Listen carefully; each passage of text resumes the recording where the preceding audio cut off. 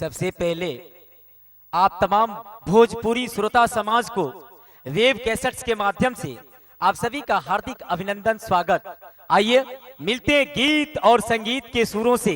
इस गीत और संगीत के सुरों में महासंग्राम से लड़ते हुए अपने सुरों को लहराते हुए आती हैं, मिलते हैं गायक कलाकारा सुपरस्टार कलाकारा पारो रानी और हमारे संयोजक मोती जी।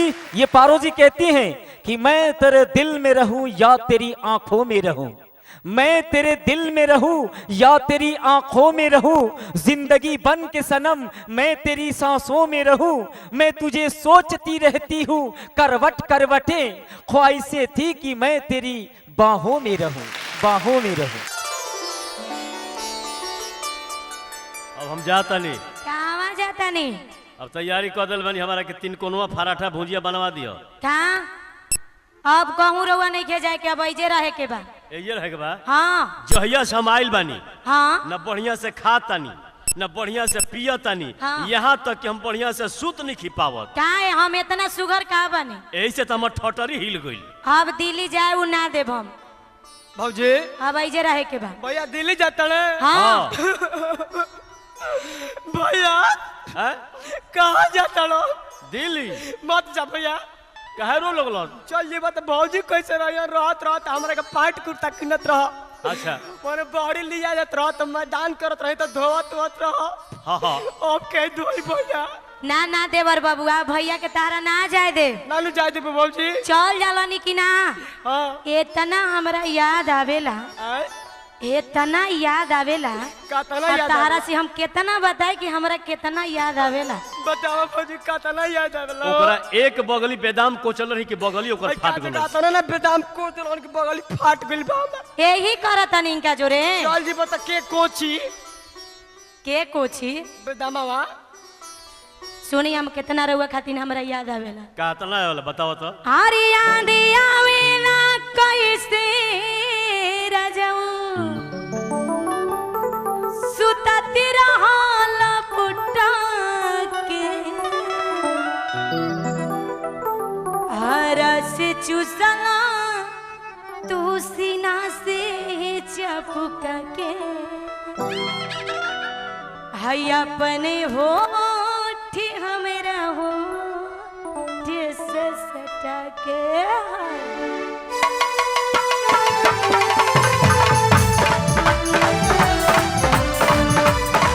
भैया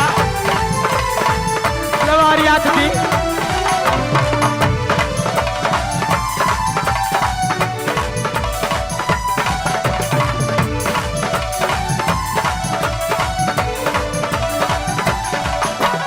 याद आवेला कैसे राजाऊ, याद आवेला कैसे राजाऊ सुतती रहल पुट्टा के, हरस चूसला तू सीना से चपका के, है अपने होठ हमरा होठ से सटा, हरस चूसला तू सीना से चपका के, अपना होठ हमरा होठ से सटा चूसला।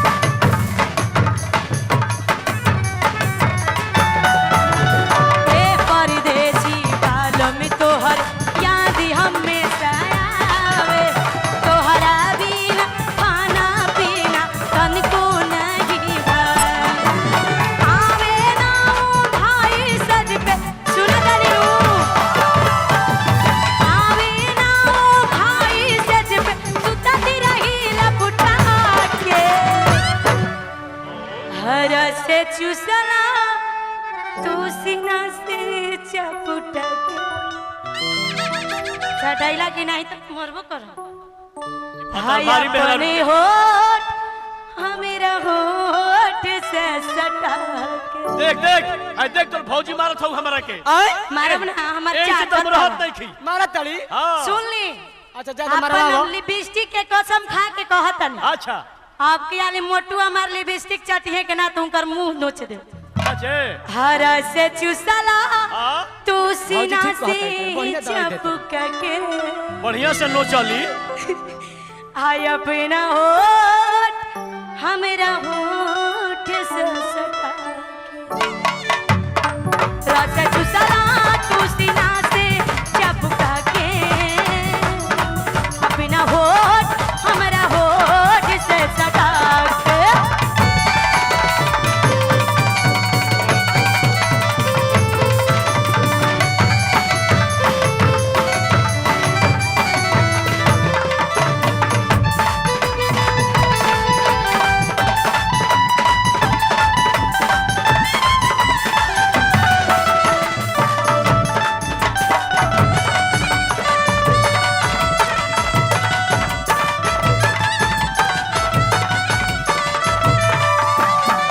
चोली चर के भर के घर के साड़ी के पलेट हो आवे में तू काहे राजा पहले बार लेट हो।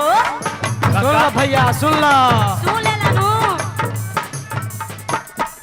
चोली चर के भर के घर के साड़ी के पलेट हो आवे में तू काहे सैया पहले बार लेट हो। और आवा तू बेटा उठ राजा आवा तू बेटा उठ राजा चाहे टिका टिका टाके हरा से चुसला तू सीना से चपक के हाथ हाथ छिटका परी हाथ जा जा अपने आप पर मरद होके गुमान करत तड़ा सब कर्मठ अपना ही अपन अपने से हरी रस चुसला तू सीना से चपक के हम बेकाम हो गई नी हाय अपना होठ हमरा होठ से सजा रस चुसला तू सीना से चपक के अपन होठ हमरा होठ से सजा के सुन ला भैया भैया सुन ला।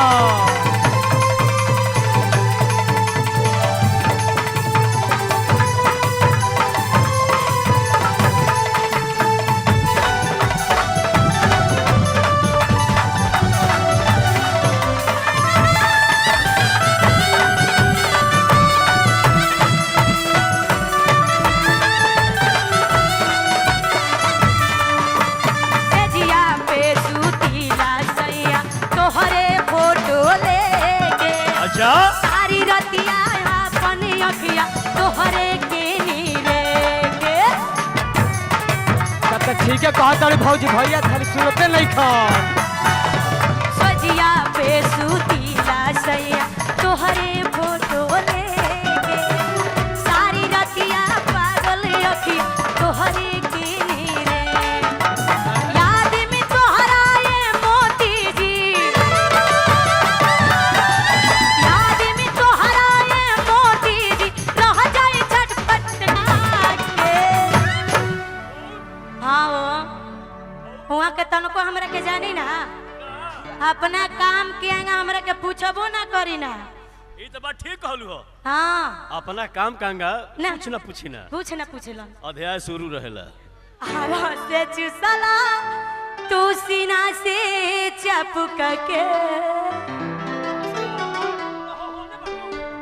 होंगरा के का करत रहो हम एने बानी तो होगु के करे रहो भौजी जाय मत तो घबराइए जी हन। तू होने करब तो हम तारा भैया जोरे होने के चल जाए बढ़िया भौजी है ना ना ठीक है हरा से चुसला तू सीना से चपक के हाय अपने होठ हमरा होठ से हरा से चुसला तू सीना से चपक के अपना होठ हमरा होठ से सटा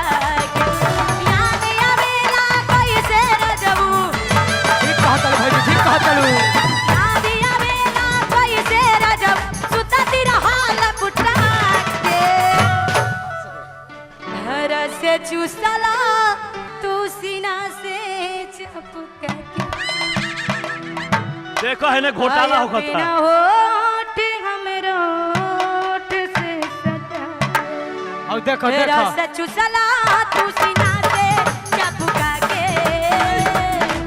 बिना होठ हमरा होठ से सटा के याद आवेला कैसे रजऊ